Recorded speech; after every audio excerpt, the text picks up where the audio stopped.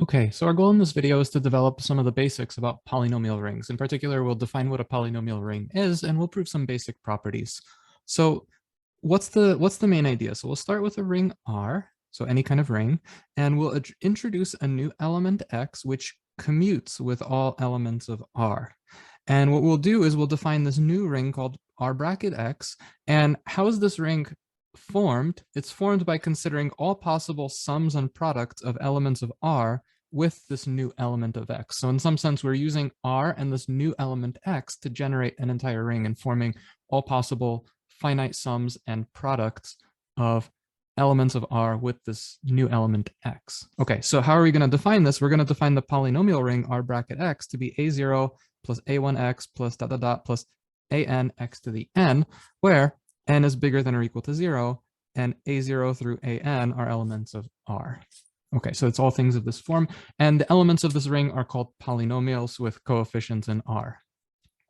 So we're also going to assume the following. We're going to say if A of X is A0 all the way up to AM X to the M, and B of X is B0 all the way up to BN X to the N. So say these are two polynomials in my set R bracket X. We don't have a ring structure on this just yet, with leading coefficients AM and BN that are both non-zero, then we can say that these two polynomials are equal if and only if they have the same degree. So this N and this M are equal, and all their coefficients are the same, meaning that A0 is equal to B0, A1 is equal to B1, all the way up to AM is equal to BM. Okay, so that's what it means for two polynomials to be equal. They have the same degree and all their coefficients are the same. Okay, so at this point you might protest and say, well, what is this imaginary element X that I've just created and introduced? So there's actually a more formal reason behind this. I won't go into the proof of this, but there is a theorem that says the following. So we can actually prove that there exists a larger ring capital X such that R is a subring of capital X. There exists an element little x in capital X, which commutes with all elements of R. And if I take two polynomials made up of elements of R and powers of X, whose leading terms are non-zero, then their degrees have to be the same, namely this M has to equal this N, and their coefficients have to be equal. So this is kind of like a bigger theorem, which we'll omit for the time being. So we'll be studying polynomials with all sorts of coefficients. For example, Z bracket X is the set of polynomials with integer coefficients. Q bracket X are polynomials with rational coefficients. R bracket X is polynomials with real number coefficients. And we can put any ring in front of this. If we wanted to, we can study polynomials whose coefficients are matrices for all we care. What are some examples? Well, I know, for example, the polynomial 3 plus 2x squared plus 11x cubed. This is an element of Z bracket X. And the thing you might notice is that, well, if you have integer coefficients, you also have rational coefficients. So Z bracket X is a subset of Q bracket X. If you have rational coefficients, then your coefficients are also real numbers. So this is a subset of R bracket X. So this polynomial 3 plus 2x squared plus 11x cubed is in all three of these rings. We can write down a polynomial such as 1/2 plus 3x squared. This is not a polynomial in Z bracket X, because one of the coefficients is a rational number, which is not an integer, namely 1/2 is not an integer, but 1/2 plus 3x squared is an element of Q bracket X. So this is an example of a polynomial that's not in Z bracket X, but it is in Q bracket X.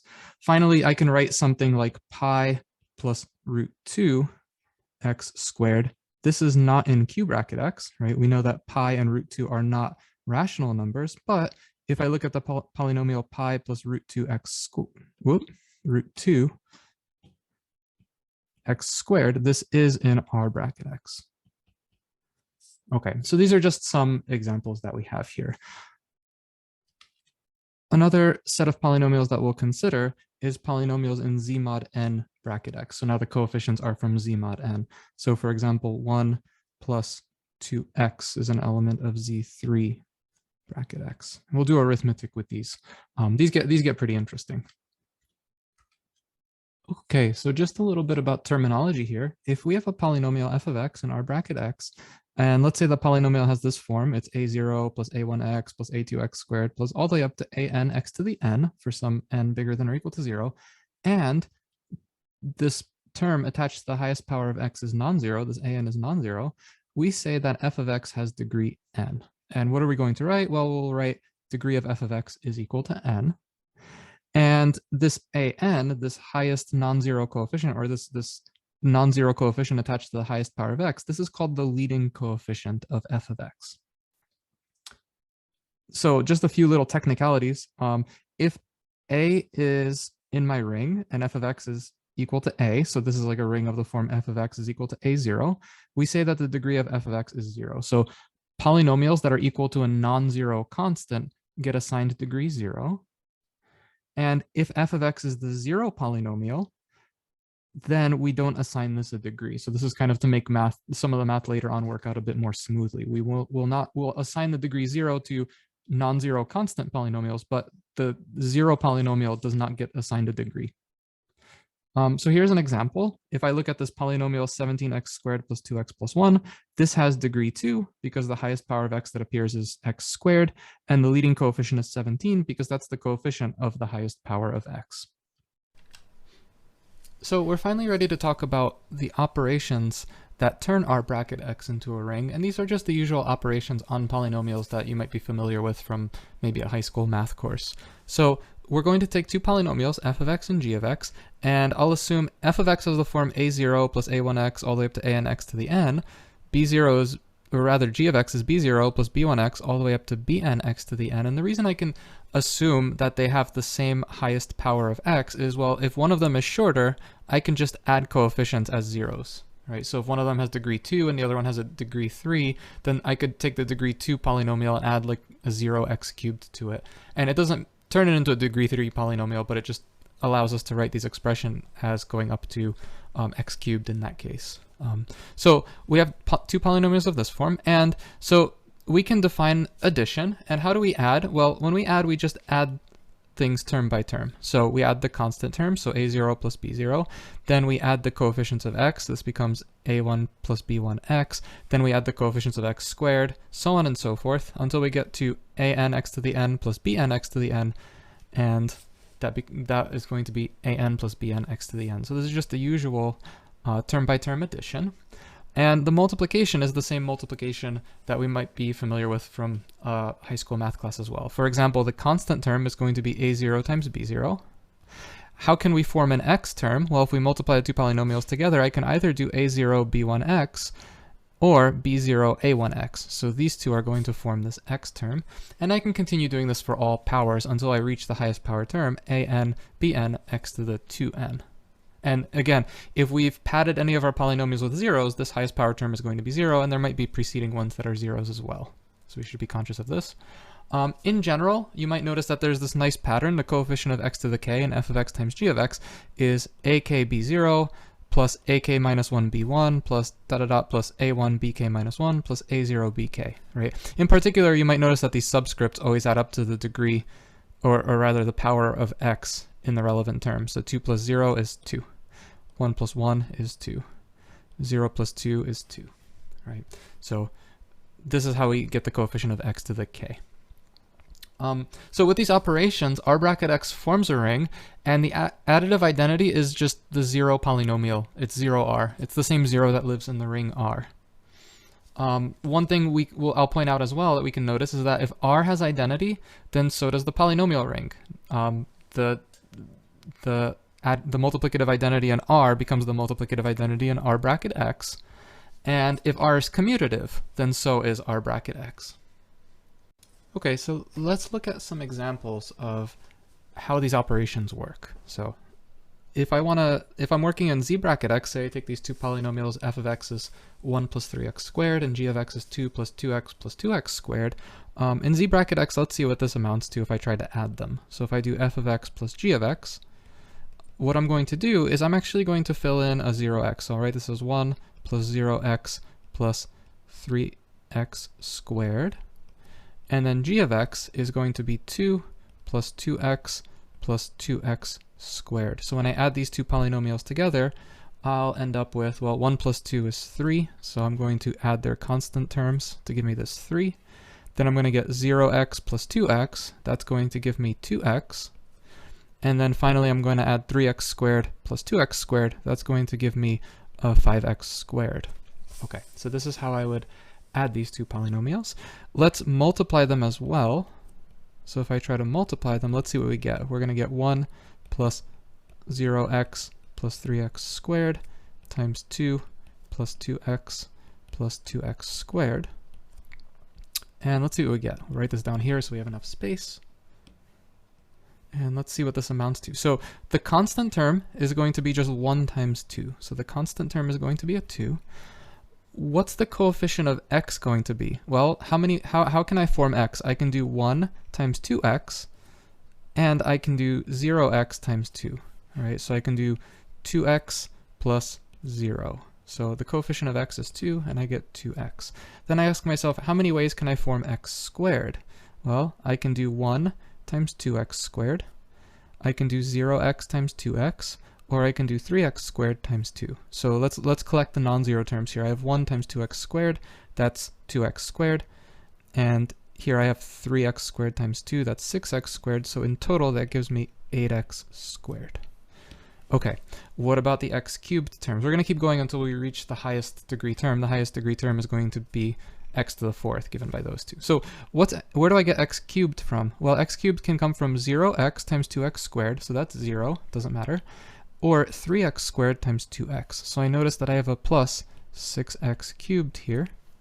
And then finally, if I want to get the x to the 4th term, I do 3x squared times 2x squared. That's going to give me 6x to the 4th. So that's what my product looks like in z bracket x. Now, the interesting thing is, if I view this polynomial in something like z6 bracket x, I might lose some of my coefficients, right? So if I look at this polynomial in z6 bracket x, I would get the same thing for the sum. I would get 3 plus 2x plus 5x squared. And I would get the same thing for the product because the operations are the same. So I would get 2 plus 2x plus 8x squared plus 6x cubed plus 6x to the 4th. But the thing that I notice here is some of these terms drop off. 6 is 0 in z mod 6. So this guy is 0, this guy is 0, and this 8 is going to become a 2. So this product actually becomes 2 plus 2x plus 2x squared. So I actually get g of x back, which is kind of interesting. One thing we'll notice is that the polynomial rings that are well behaved are the ones that typically either have an integral domain or a field as their coefficient ring. So if your coefficient ring isn't an integral domain or a field, the behavior gets a little bit weird. So now we can prove some basic facts about polynomials. So our first theorem is going to be the following. It says, let R be an integral domain. If I take two polynomials, f of x and g of x in R bracket x, then the degree of f of x times g of x is equal to the degree of f of x plus the degree of g of x. Okay, so let's prove this theorem. So what I'm going to do is I'm going to suppose the following. I'm going to let f of x be a0 plus a1x plus dot dot dot plus an x to the n, and g of x be b0 plus b1x plus dot dot dot plus bm x to the m. So these guys are in my ring. And I'm going to assume, so with the highest power terms in both of them are non-zero. So an and bm are not the zero elements in my ring. Okay, so when I form this product, when I form f of x times g of x, I'm going to get, well, there's a constant term, it's a0, b0. There's a x term, right? So it's a1, b0 plus a0, b1, x. And we're going to keep going.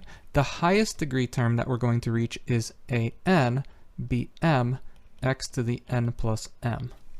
And now the idea here is, since we're working in an integral domain, and I have an and bm are non-zero, that means their product must be non-zero, right? So I could say, so since R is an integral domain,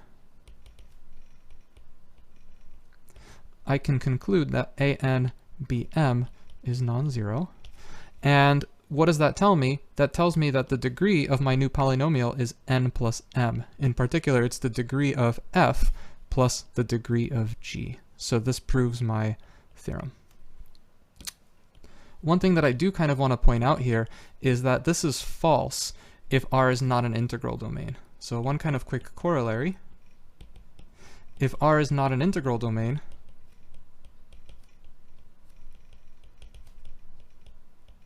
then we have that the degree of f of x times g of x is less than or equal to the degree of f of x plus the degree of g of x.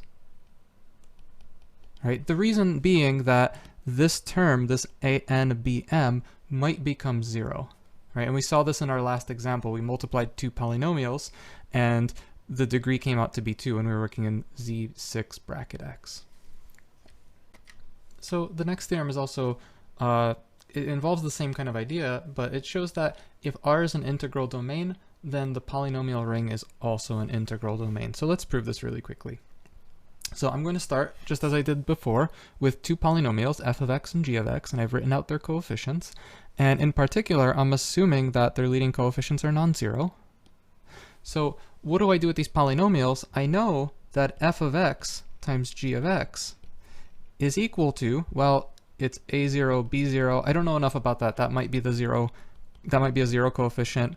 A1, b0 plus a0, b1 x. I don't know enough about that. That might be a zero coefficient, but I can keep going. The highest degree term I'm going to reach is am bn x to the m plus n.